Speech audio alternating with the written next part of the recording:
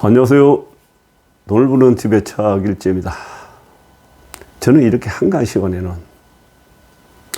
세상 돌아가는 것도 보지만은요, 돈의 흐름을 집중적으로 추격합니다. 끝없이 연구하죠. 제가 뭐 할 게 있습니까? 사실 노는니까. 노는 데가 벌써 15년이 넘었는데, 백수생활. 근데 백수생활 15년, 또 딴 사람은 직장 다니고 사업하고 하는 사람보다 수익은 더 아마도 훌떡이 나리라고 봅니다. 제가 한 30년 훨씬 넘게 장사를 해보고, 그런 것보다 놀 때가 더 수익이 더 낫다. 이건 세상이 그렇게 돌아가고 있는데 뭐예요.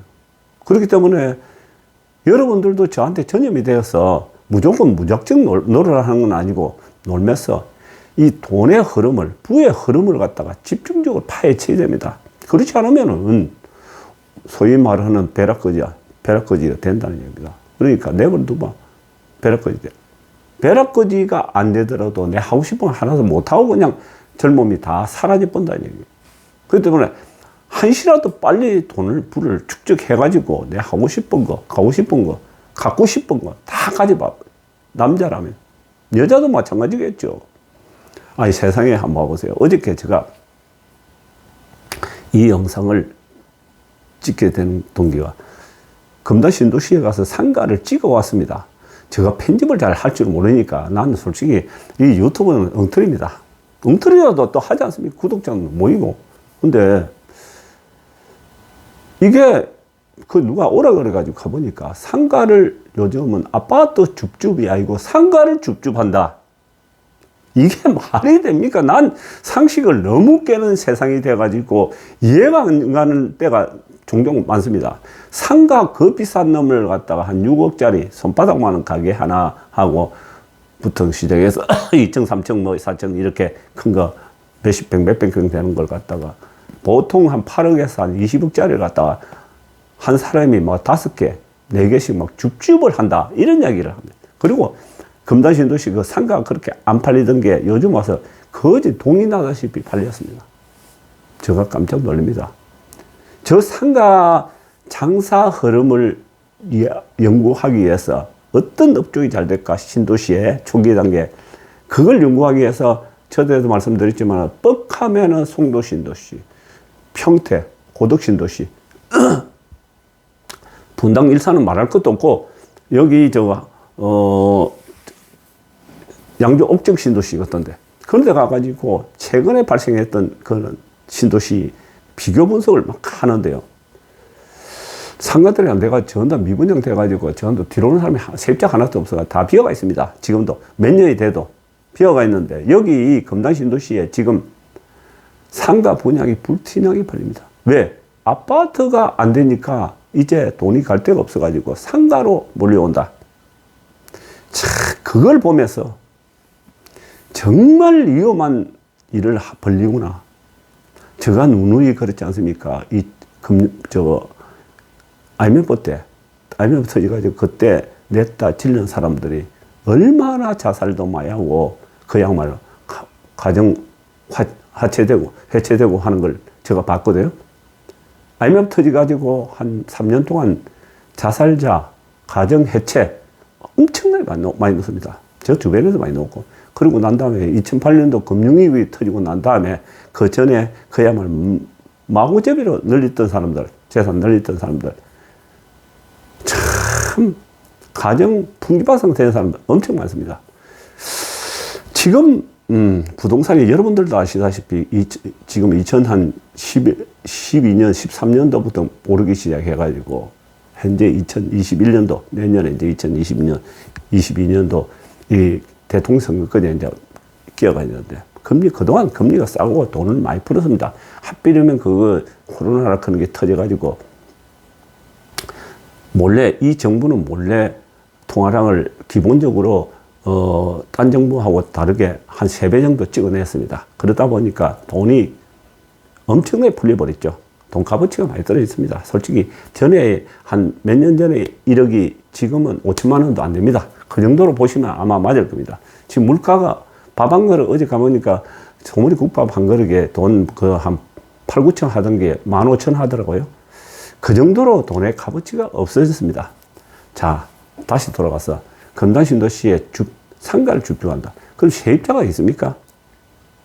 지금 특수 그러니까 병원이라든지 전문직 같은 가게 그런 거 외에 빼고는 지금 뭐 전체가 부동산이 수십 개가 들어왔는데 서로 뜯어먹겠다고 지금 난리거든요. 난리인데 저것이 이제 부동산이 지금 내리막이 끓이면 누가 아무도 사지 않습니다.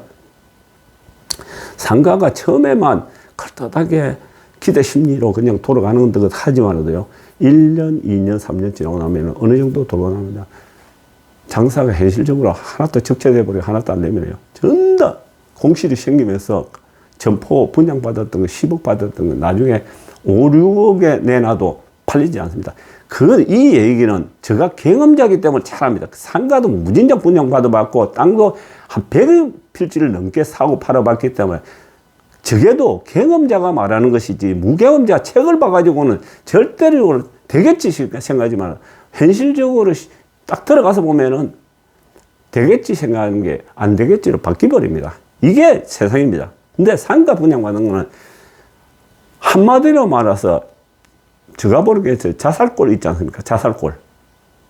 그걸 지금 내일을 모르고 하고 있다는 얘기입니다. 월세 몇백만 원. 지금 분양하는 자들이 15평 하나가 650만 원씩 이렇게 준다 하니까 좋아가지고 그 월세 그 두 개만 하면 돈이 1,000만 원이 훨씬 넘는데 이런 생각이 나중에 되보면요. 공실이 2년, 3년씩 이렇게 생기고 관리비만 내야 되고 세금만 죽으라고 내야 됩니다.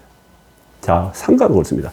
자, 금단신도시의 아파트가 분양이 내가 알기로 한 3년 전만 하더라도 미분양이 한 채도 제대로 안 된 단지가 있었습니다. 그래가지고 거의 3억 한 6천만 원에서 4억 1천만 원을 분양했는데 3, 4평짜리가 84 타입이요. 얼마 전에 몇 개월 전에 제가 뭐라 했습니까? 분양액이 4억인데 피가 한 3억 5천만 원 4억 정도부터가 약 시세가 한 8억 정도 한다 이렇게 얘기했는데 어제 가보니까 어떻게 됐냐면요. 분양 가격이 그대로겠죠. 피가 얼마나 붙었느냐 9억 올랐습니다. 9억으로 지금 가서 물어보세요. 저한테 9억이라 이야기합니다. 근데 매매 되느냐? 거래는 안 됩니다. 거의 마곡지구에서 글로 올라왔다 이래 얘기하는데 마곡지구 사는 사람이 못하려고 그 금당까지 인천 금당까지 올라오겠습니까? 그리고 또 얘기는 적선 조만간 뭐 한 2년 있으면 전철도 생기고 뭐 GTX도 생길 건데 뭐가 생길 건데 아니 그만한 신도시 생기는데 인프라 기본적인 인프라 그 교통수단인 전철이다 진천으로 가는 전철은 아무 의미가 없어요. 솔직히 그 별 볼일 없는 전철이에요. GTX 꿈도 안 꾸고 있는데 무슨 GTX 합니까? 지금 GTX. 예? 그러니까 아무런 편의시설 인프라가 없는데도 불구하고 앞으로 많이 될 거다. 이렇게 해가지고 피가 9억. 근데 한술 더 뜨는 건 이 정부 놈들이 얼마나 나쁜 놈들인 거 압니까? 세금을 66% 떼가지고요. 지금 9억 하나가 매매를 뭐 저끼리 했는지는 모르겠습니다. 됐다 그럽니다. 9억을 시키니까 얼마를 세금 뗍니까? 66% 떼니까 약, 한 5억 5천만 원, 6억 정도 세금을 가져가 봅니다. 그러니까 제주는 고민 없고 엉뚱한 놈이 다 뺏겨 부르고 주무채버리죠. 지금 그 돈 그렇게 해서 그걸 뺏어 묻기 위해서 정부가 계속 여기도 롯데, 저기도 롯데 하면서 언론 플레이를 하면서 아파트 가격을 끝없이 올리고 있는 거 아닙니까? 지금도 올리고 있고, 올리고, 나중에 이제 뚱 떨어져. 마지막 샀는들 잡을 데가 없지 않습니까? 잡을 데가 올리고 잡고 하다 보면 결국 떨어지죠. 천밀당 떨어져. 이런 인생이, 이런 인생이라면, 이런 우는 뻔하지 말이에요. 지금 아파트를 잡는 거는 그야말로 자기 인생을 자살골, 인생 자살골. 그리고 상가도 역시 마찬가지. 상가도 장사하고 싶으면 장사를 할 것이지. 그리고 투자할 때 없으면 돈을 갖고 있고, 은행 돈을 갖고, 지금은. 제가 보는 견지에서는요, 이 세상은 우리 산이 높으면 골이 깊다는 이야기 주식에도 용어도 있지 않습니까? 내가 산행을 갔다가 백두대간이다, 뭐 백대맹산이다, 뭐 해가지고 27년을 다녔는데요, 산을. 정상에서 머무는 시간은 불과 몇 분 되지 않습니다. 안 됩니다. 그 밥을 먹는다든지 막걸리 한 잔 먹고 나면 그냥 하산을 하게 되거든요. 모든 세상 위치가 올라가면은 많이 올라가서 많이 내려오게 되고 적게 올라가서 뒷동산에 올라가서 짧게 내려오지 않습니까? 지금 이 부동산 너무 많이 올라갔어요. 사실은 제가 보는 견제에서는 제가 뭐 살만큼 어느 정도 살았는데 지금 너무 많이 올라갔어요. 그러니까 뭐 금리다 이 정부하고 맞아 떨어졌습니다. 세금하고 뭐 이런 맞아 떨어졌어요. 그러나 그 끝은 분명히 있습니다. 여러분 분명히 이건 명심하고 있어야 됩니다. 살면서 그 한 방에 가정 해체되고 애들 그냥 참 어려운 부모가 된다. 애들한테도. 네. 내년 대선 끝나고 나면 아무것도 없습니다. 이 정부는 오로지 대선밖에 없어요. 지금은 권력을 다시 움켜쥐는 거. 하도 지은 죄가 많기 때문에 권력 안 지면 지네들 다 죽거든요. 다 죽기 때문에 거짓말을 국민들한테 너무너무 많이 해놨기 때문에요.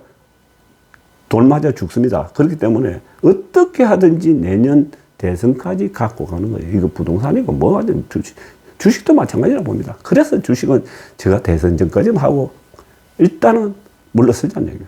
꼭 하고 싶으면 1, 2천만 원만 가지고 끌적거리고 또 부동산을 하고 싶으면 제가 일전에 그랬지 않습니까? 경매 그런 거 그냥 그대로 그냥 세일하는 거 그냥 남들이 나 죽겠어 안 되겠어 도저히 이 은행 때문에 나는 살 수가 없어 이렇게 해가지고 경매로 한 2번 내지 한 3번 정도 유찰된 거 그냥 헐값에 놓는 거 그런 것만 딱 보고 있다가 그런 거 하는 것이지 지금 추격해가지고 그걸 산다 무엇이든지 이런 거는 저 유튜브를 보는 사람이란 절대로 하지 마세요. 그런 우를 범하지 마세요. 제가 살아오면서 잘 살아보기 위해서 팔도 만한 연구해보고 잘 사는 사람 어떻게 저 사람 돈을 많이 벌었을까?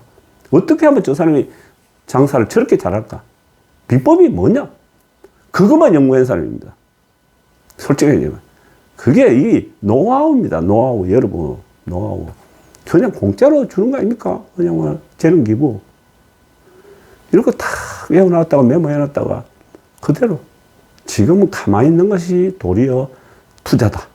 지금은 쓸데없이 딴 데다가 냈다 지르는 거는 죽음이다. 이렇게 생각. 지금 가만히 있는 것이 그저 투자다. 이렇게 생각하시면 될 겁니다. 여러분 감사합니다.